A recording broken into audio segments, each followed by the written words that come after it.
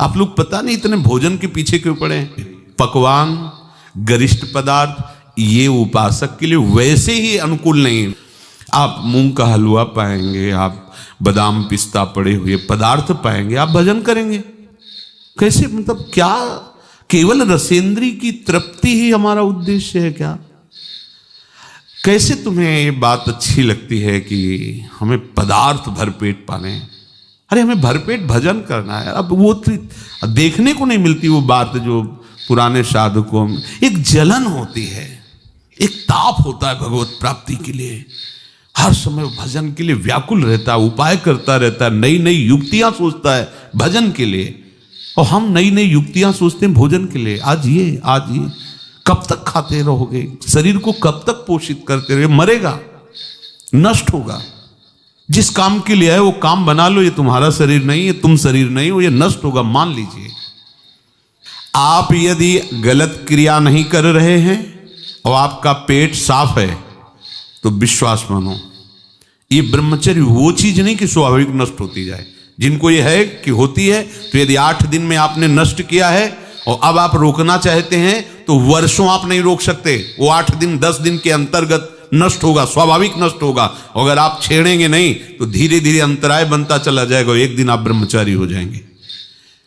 अगर आप कोई ऐसी गलत क्रिया करते हैं, गलत आहार करते हैं, तो ही ऐसा है। नहीं, ये कोई ऐसी नहीं कि स्वाभाविक प्रवाहित होता रहे, ऐसा नहीं।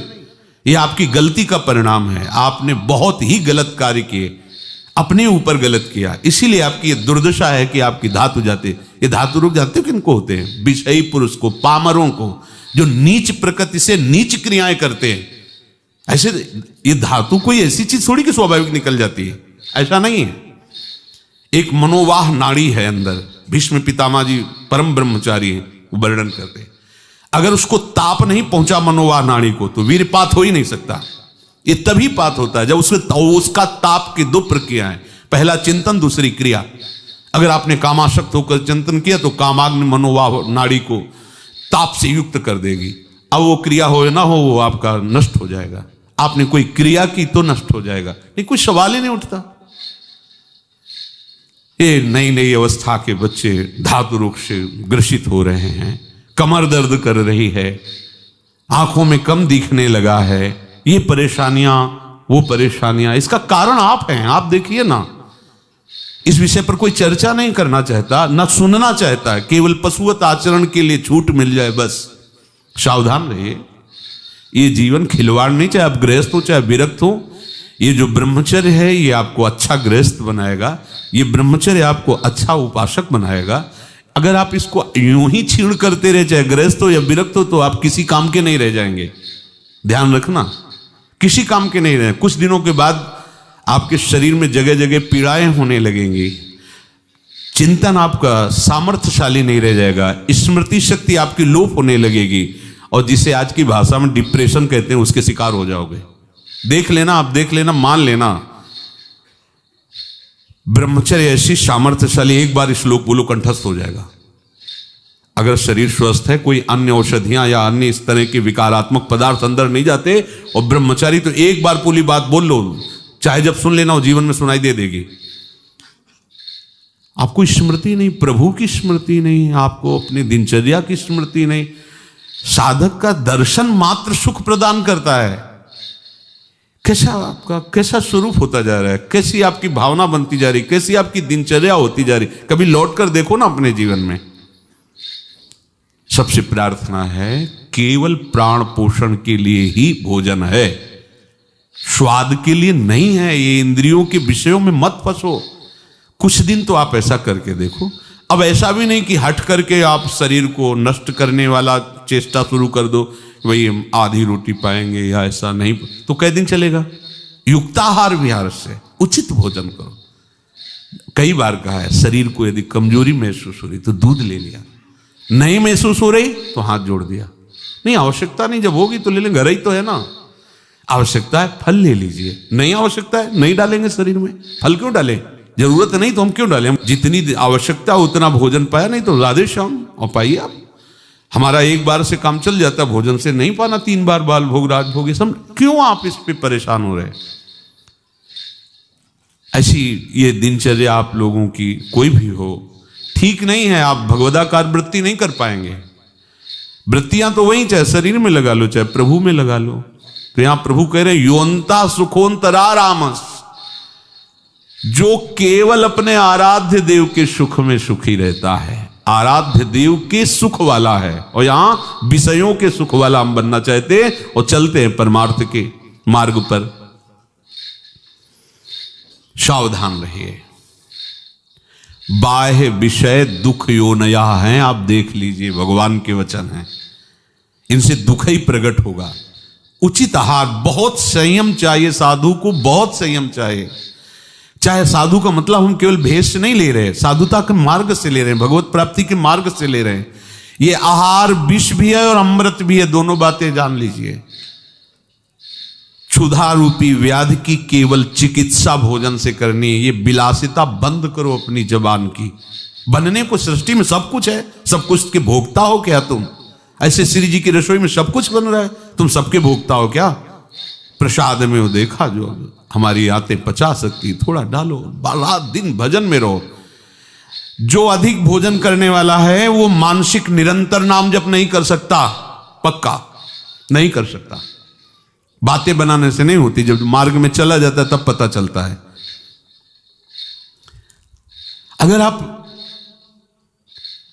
अभी सावधान नहीं हुए तो आगे चलकर आपका शरीर और गिरेगा अवस्थागत, और भी रोग आ सकते हैं। फिर आप क्या करेंगे? मन प्रभु में नहीं लगाए तो फिर आप क्या करेंगे? गया ना जीवन। हमें वर्तमान में अपनी साधना का फल देखना है। आगे भगवत प्राप्ति होगी, प्रेम में डूबेंगे, वो प्रभु जाने। हमें वर्तमान में ये फल देखना है कि मेरा हर समय भजन होता है कि नहीं होता। जो उपासक केवल भगवत सुख में मगन रहता है, हमारा सबसे बड़ा साधन का फल है स्मृति। निरंतर हमारा चिंतन, चेष्टाएं, मनन, कथन, श्रवण मेरे प्रभु का ही होता है कि नहीं। प्रमाद स्थिति वाला कर सकता है।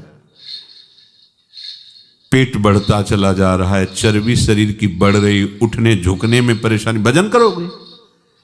ये ऐसा क्यों हो रहा है? बिना आहार के हो रहा है क्या? अभी चलो आप ठीक से, अभी सूख जाओगे, अपने आप सही हो जाओगे, तुमको कोई दवा खाने की जरूरत नहीं है।